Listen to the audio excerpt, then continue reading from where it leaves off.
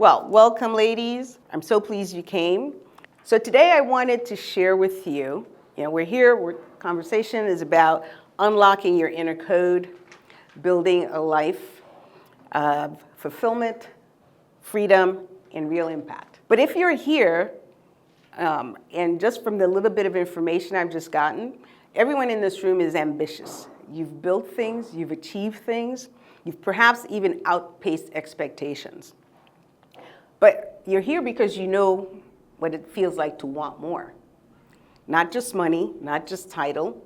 You want meaning, fulfillment, and I dare say freedom. And what I mean by freedom is freedom in all of its dimensions. Obviously, financial freedom is the first. You have to be able to, take care of the necessities. But quite beyond that, as human beings, we need more. Emotional freedom, psychological freedom. For me, intellectual freedom was really critical. Sounds like you have creative freedom as a really high point for you. And of course, spiritual freedom. And I framed this way because in recent months, or since the Orange Man came into power, what I have perceived is all this talk about freedom and liberty. And freedom is used as really kind of a battering ram. And as I was trying to put this together, when I say this, what we're going to talk about today, I realized that I needed to find a meta theme. Like, why am I even doing this at this point in my career? And for me, that was freedom. And what I realized is I needed to define what freedom is in the context. So that's why I broke it down into the multi-dimensions. But if you're feeling like I was in my many career pivots, I know what constriction feels like. It sounds like everyone in this room is dealing with some level of constriction where, you're stuck in the grind. You're feeling like you're doing everything right, yet somehow something is still missing. And you're not whole. What I want to offer today is a lens, not a fix, because fixing takes a while, and maybe it's always, we're always on a journey, right? So it's not a fix, it's a remembering. And I call it a remembering the time before we started chasing approvals, paychecks, before we started chasing diplomas, remembering our true nature. I want to suggest that stripping away all the things that keep us from operating from our true natures can actually give us the freedom to become who we're meant to be. So today we're going to talk about who were you meant to be? Whose dream are you living? Is the path you're on the one that was designed to give you joy? What would your life look like if you let go of other people's expectations and trusted your own voice? Sounds like a couple of you are already on that path, looking at your own voice. For me, I mentioned in the earlier conversation, I was a partner at a big law firm. I achieved that success, but something was missing. It was hollow. What was missing for me was freedom. And what I understood is that I wanted ease. I wanted flow in my life. So today's conversation is about how to get to ease, how to get to flow. So I'm going to tell you a little bit about me. What's my backstory? I am the daughter of Haitian immigrants. That means I grew up in a household of critique, discipline, and expectations of success braided into every part of my life. Achievement wasn't celebrated, it was expected. So, success, giving meaning to my parents' sacrifice of coming to America. I was born here in the US, but my success was communal success. So I did not have, that's the way I started life. I had to live that narrative. I remember, for example, when I was in the 8th grade, I was chosen to receive a statewide award for citizenship, academics, and attendance. I never missed a day of school. I loved school. And so this was graduating from 8th grade, which is middle school, into high school. So in the state of New York, one student was chosen out of each school in the 8th grade. I was the one from my school. I was so excited, ran home to tell my mom. And first thing she said is, I don't know if I can get that day off of work. Okay. I told her, well, there was a ceremony, but it wasn't going to take place for another 2 months towards the end of the spring. And she just kind of looked at me and went, sucked her teeth. My parents were divorced, so I waited for, so my dad was due for a visit, and I remember I got the certificate. I couldn't wait to run out and show it to him. And he looked at me and he had this really big smile. He's passed on now, but I just remember he had this really big smile. He looked at the certificate and he said to me, you'll have to get a lot more of those to earn the Charles name. So, doctor, lawyer, engineer, that was the pathway to status, security, and stability, the pathway to, the American dream of upper middle class, upper middle class. The problem with that dream is that it was not my dream. So I went down the path. I went to Ivy League school, got a college degree from an Ivy League school. I went on to a top law school. I became the first elected, promoted equity partner at a big law firm, exactly 7 years out of high school, on schedule. I did everything I was supposed to be doing. When I got elected, that was like a big pivot point. I was 32 years old. I'd made full equity partner. And my family celebrated me, my friends celebrated me, but for me, the achievement was hollow. I literally felt nothing inside. I had built and achieved my parents' dream, and obviously there were lots of benefits that went with that, right? I had the condo, I had the car, I had the vacations, I had the status, but it was all empty. I found myself on one of those vacations after making partner. I was sitting on a beach in the south of France, drinking one of my favorite wines, which was a Sancerre. So you see, it is good to have that law firm salary because I like fine things. But I was sitting on that beach, looking at the ocean, drinking this bottle of wine by myself, feeling, what would it be like if I walked in and just disappeared? That was my reckoning. At that moment, I decided, well, it wasn't quite that moment, at the end of that day, because I never walked into the water, but I chose. I chose to heal. I chose to stay. I chose to figure out who it was, or who I was meant to be, who it was I wanted to be. And the personal equity framework that I'm sharing with you today really comes out of not just that day, almost 30 years ago now, but all the things that have happened since. I started therapy after that trip, and I started really trying to understand whose dream I was living, because now I needed to create my own dream. So 18 months after making that full partner where everyone celebrated me, I actually resigned.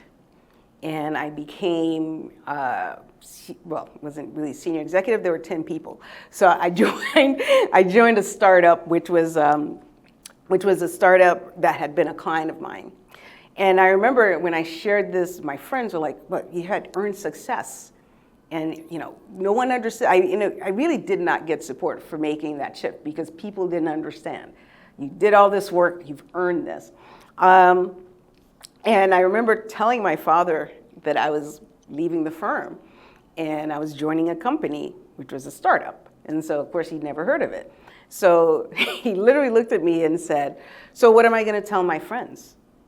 And I was like, well, I really didn't consider them in my decision-making process. And so I share that story because this is a big part of why I am creating Root to Rise and why I have at this stage kind of reduced my experience, my education, let's say my life learnings into this equation, because I wish I'd had something like this or found the me today back then to really kind of validate, provide that support around making a shift and trying to, design a life that would go from force, because for me this is about moving from force to flow. So what is and you have this in your handouts there, what is the personal equity formula or equation? Because for me this was a shorthand, and when I decided I was going to stay, bless you, and I started therapy, I decided, okay, what is it that I can build from? And the way I have defined this is a personal equity. And I use the term equity because equity is a store of value. And we go out into the world and there's value everywhere. But really, the root, the core of value starts from inside. So personal equity, natural attributes. This is how you're hardwired. It's coded in. For you, it may be creativity. For me, it's actually curiosity. It's also a natural poise that makes people feel confident in what I'm saying, even when I don't know what I'm saying. It's also a very keen sense of intuition that never fails me when I pay attention. And we don't always pay attention. Then obviously there are the skills you acquire as you move along life, knowledge, formal knowledge you acquire, certificates, college degrees. And then I think the other really important foundational area here is social fluency. I define social fluency as the intentional deployment of your social capital. And you might say, well, what's social capital about? So today, let me finish the formula. So social fluency, and then as I see it, your natural attributes are constant. That's what you were born with. They're not strong, they're not weak, they're not good, they're not bad.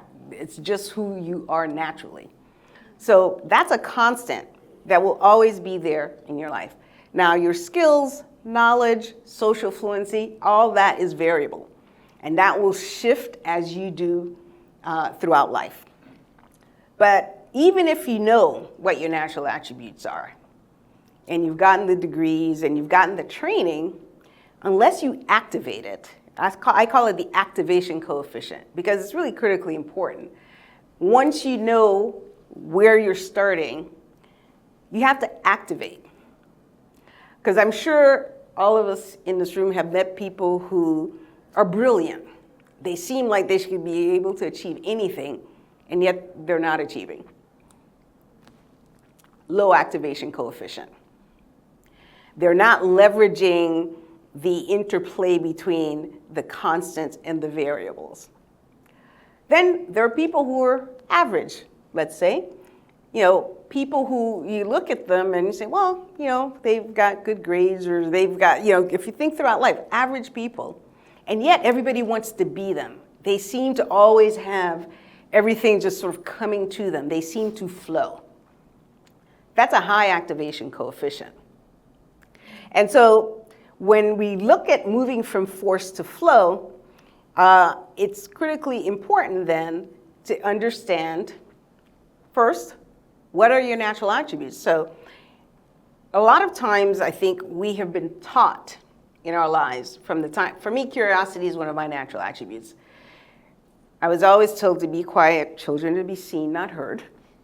I always needed logic. I mean, I have to have information before I would do anything. And it didn't matter if it was my mother, which had consequences, my managers at work, even for that matter, with friends. So, because it's one of those things that's always been a constant for me, right? And so these are the things that you don't have to earn. It just is. It's part of who you are. And no matter what title or you get or don't have, you are going to be what you are. Oftentimes, though, we're forced to suppress those things that really bring us to really the strengths that we need to leverage to really bring our unique value and achieve our highest potential as a human being in this earth. So I want to talk a little bit then, cataloging your natural attributes. I don't know if you had a chance to go into the website. There's an assessment there. But I just want to spend a couple of minutes, I have a sense of a couple of people's natural attributes based on the little intros we had. What would you say would be a natural attribute for you? Something that you just naturally do easily, or people even tell you? I think I'm dynamic. I can fit in a lot of different situations. So you've got Riz. Charisma. If I want to turn on my extrovert, yes. Yes. Okay. Yeah, but I'm easy to like flow and adapt in different situations, and that might also be the Gemini in me, but you know. Okay, I like that. Okay. Anyone else want to share a natural attribute? Yeah. Okay. Definitely creativity. I've always been like super artistic, Okay. even like being a child. So definitely creativity is one of them. For me, it's creativity, but it's also the ability to see something tangible. So for me, the architect is you draw on the paper and you see it come to life. Mm-hmm. You design something in your mind, whether it's jewelry or fashion, and it comes to life. So that creative, yes, but that tangible piece, I need to see it, feel it, touch it. It becomes an extension of me almost. That's one. And then the second one is I can talk to anybody, anytime, anywhere. Whether I know something or I don't know it well, nobody would know because I can talk up something real good. We have that in common. Yeah. And so I'd stand on a stage, I can talk to 2,000 people or 2 people. It doesn't really matter. I can just turn on and go. So you have this intrinsic sense of confidence. That, yes. Okay. Which I wish I could pull from because sometimes it's just it feels like it's non-existent, but I know that it's there. Mm-hmm. Well, creativity in general, like I like DIYs, so I can see a room or see something blank and start creating shapes and designing. I really like this room, like interior design wise. It's so amazing. And also, I guess like confidence, like being really like with pattern recognition, but like being really confident in talking and making friends and being extroverted. But I love being the quiet as well. So like it's a mix. Right. Well, part of the reason that I want to focus on this, because each of you kind of came up with something fairly quickly, but you have more than one. And that's the important part. So a couple of people here have mentioned shifting and trying to figure out sort of what you're shifting to. You may have an idea, but how do you make that shift? And what I'm positing, and everyone here I think is, an entrepreneur. This equation works regardless, in every context, like in life, even if you're in a corporate context on entrepreneurship. Now, the focus around, because remember I said there were 4 components to the equation, right? So it's your natural attributes. And the reason I have focused on cataloging them is because we often have some of the things that really make us unique. Like you said, you don't always remember. And more importantly, you're not using it. You're not using it to its fullest extent, depending on whatever it is you're trying to achieve. So for example, in corporate life, my curiosity was extremely useful. Why? Because I needed to understand, how does the business work? Where am I in the cog of value?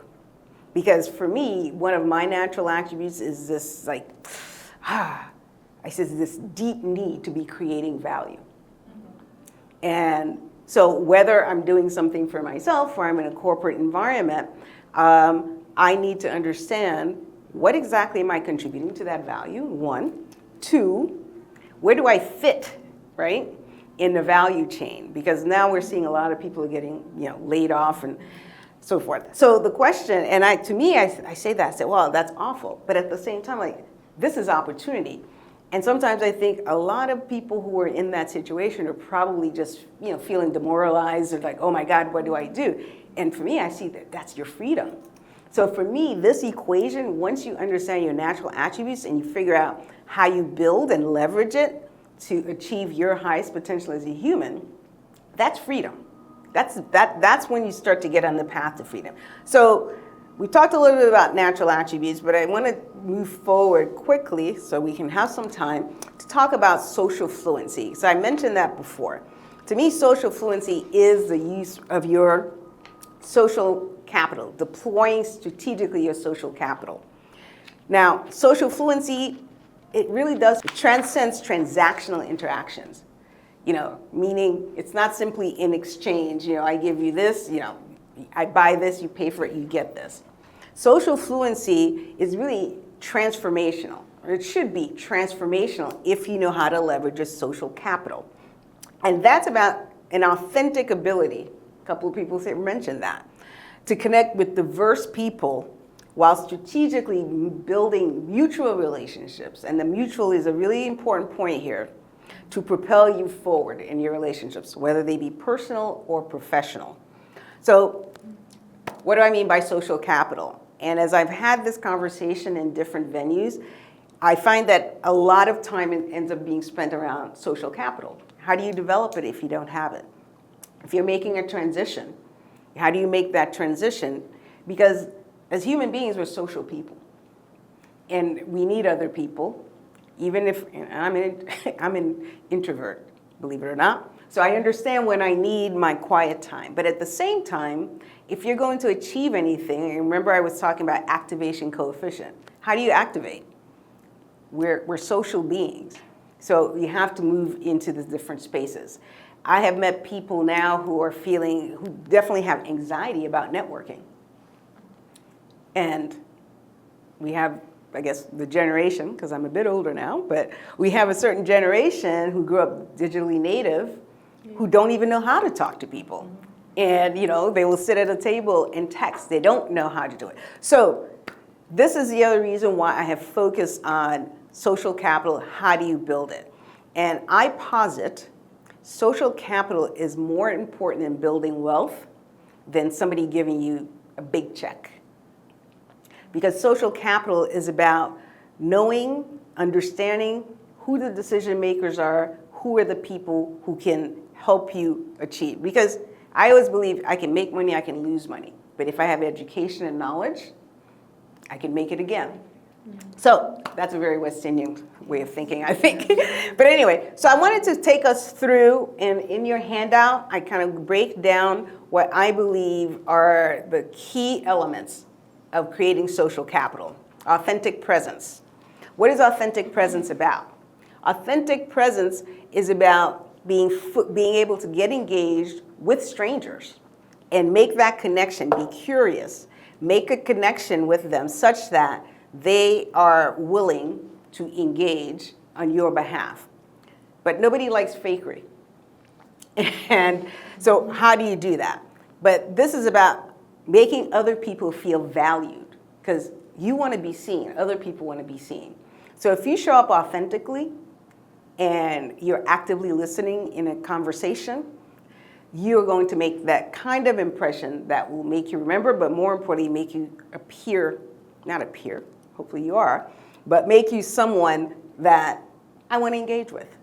So kind of think about do the reverse, right? Who do you want to engage with? You see some people in a room, it's like, oh, that person's fake. Or what's always interesting is how everyone in a room may find one person that they believe is fake, and the only thing people remember is how fake that person was. And that really kind of gets me into the second really important focus on social capital is emotional resonance. Because people remember how you made them feel far longer than they'll remember what you said. For me, it's, I hardly ever remember people's names the first couple of times out.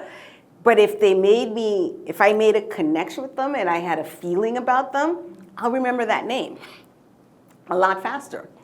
And so this is about figuring out how to engage, create an emotional type of connection, and that's your capacity to do that and to do that relatively quickly. So that will transform what could be a transactional kind of relationship into one that can be transformative. Because I'm an angel investor, so I invest in companies, and oftentimes people will talk to me and they're just pitching me. This is what my business does. And it seems like sometimes they don't even care, whether sometimes they don't even research to say, do I even invest in your type of business that you're doing? But they're at the event, they're there to network, and they're gonna just tell their story no matter what. And that's not good emotional resonance. You gotta read the room, which is one of my personal, I would say, natural attributes. Read the room and understand what's happening. Because that person I may remember, but I won't remember them for the right reason. Strategic visibility. I love people have anxiety about networking for two reasons. Well, many reasons, but two key ones are they don't know why they're going. I just know I'm starting a business, I got to network. Everyone's networking. You got to go to this event. So do you know who's at the event? Do you know what you need to accomplish? Like, why are you going to the event? And when you get to the event, do you have a strategy once you're at the event? And I mentioned a little bit a while ago that I'm an introvert. But I can turn it on when I need to. Sounds like all of us here, because, Black women, we got to hustle. We know how to turn it on when we need to. However, when I was an associate, and of course, I wanted to be on track. I was on track for partner, but I wanted to make sure I did everything I could to potentially be elected when the time came. And so I remember I would, and of course part of that is being able to get business. So I remember going to conferences and different events and just looking at a room, and typically I was one of few women and definitely very often the only Black woman. And it wasn't so much that it was anxiety, but because I remember walking into a room and looking around and saying, okay, how am I, what am I going to do here? How am I going to achieve what I need to achieve? Because it's another thing, I'm very much a strategic thinker, so I'm always trying to figure out how do I make this thing more efficient? How do I get things done? So I created this little rule for myself, and this is one of the strategies. Any event I went to, I could not leave until I got 3 business cards. And the 3 business cards, and I had my criteria on the business cards, they had to be real conversations so that if I then either called or sent an email to that person, they would actually remember me. So how did I come up with that? It's a rule I made up. I mean, this is one of my, call it natural attributes, but this is the kind of thing that propelled me forward because I knew I needed to be strategic, I needed to be in these rooms, and I need to have visibility. And then I would decide, okay, if it's a conference, I would take a look and understand, okay, who's registered. And then I would figure out, based on the people who registered, who are the people I wanted to try to have a contact with. So that's strategic visibility, but it's about amplifying your opportunity to have transformative type of connections as opposed to just collecting a bunch of cards and barely remembering yourself who the people were, not to mention whether they're going to remember you. So, and then this is the most important thing, I think. Well, they're all important, but ecosystem diversity. If you're running a business, even in your career, if you're in a company, you want to know who are the power makers. If you're running a business, you need to know people who can give you money, lend you money, give you ideas about money. If you're in a company situation, you want to know what does the company make, who are the power brokers in the company, who runs what departments.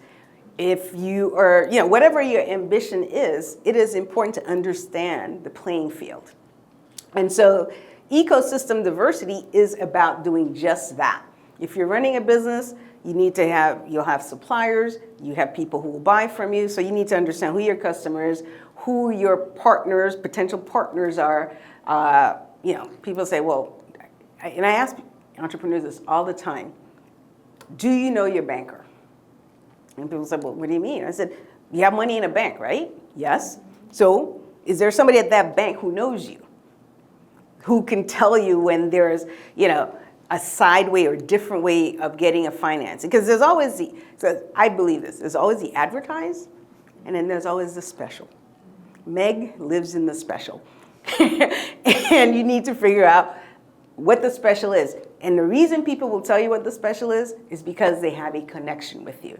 They want to help you. I can tell you a side story later about my student loans, how I got a consolidation at a ridiculous rate just because I had been friendly to this young banker who was at the bank every time I went there. And we just started talking, and anyway, saved a lot of money that way. And I can, when I look back at my career and my life, I see these opportunities, these things that where things showed up and people didn't need to help me, but they did. And in creating this equation, I started thinking, well, why was that? And trying to understand. So this, I'm just bringing, everything I'm saying is I have a story or stories about each thing, lived experience. Strategic intentionality, what is the purpose? I think a couple of people mentioned they're starting things. So people are looking for mentors. But when you're looking for a mentor, you have to be intentional, right? Be clear about what you're looking for. I have had people approach me and it's like, oh, I'm just lost. Oh, go find yourself. you have people say, right. And and this actually goes back to relating to the authenticity. You may be authentically lost, but why am I going to be the one to help you find yourself, right? So intentionality is about doing the work so that you understand, I'm going to this event or I need this particular type of help because, as a manager, I'm a great manager and an awful manager at the same time, depending on what kind of person you are. Because I'm the type of manager, you can ask me a question every day. You cannot ask me the same question twice because I don't have time to waste. So for people who are really engaged and they want to move forward, they love working with me. Interestingly, for me, in a law firm, I remember gay white guys always wanted me to be their mentors.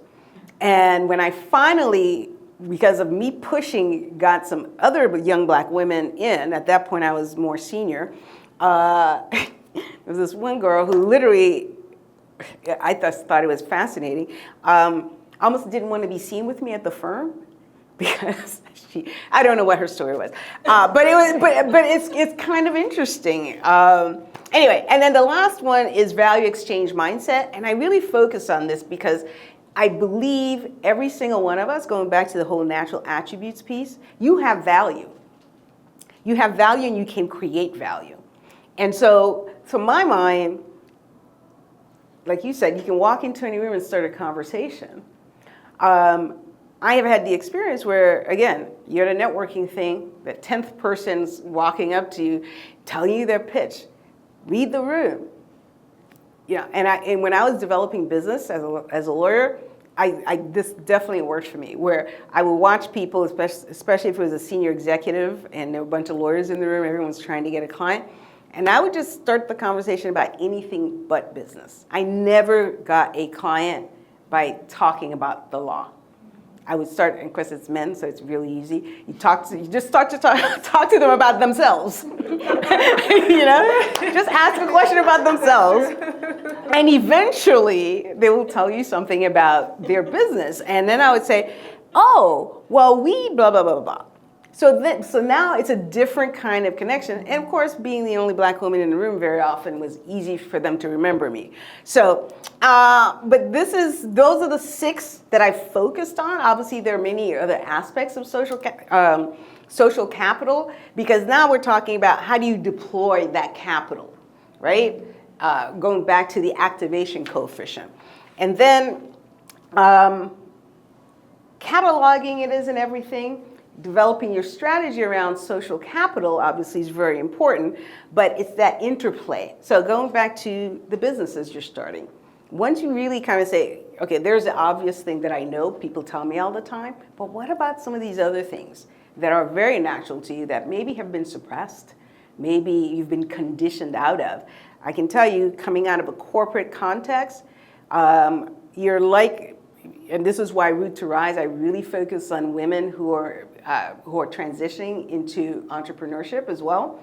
Because if you're in a corporate life, you're often conditioned, some of your best traits are conditioned out of you because you have to, play the game. That's why I became a partner and left 18 months after. And so I want to ask you guys, what are you here to do? I'm here to build businesses with soul.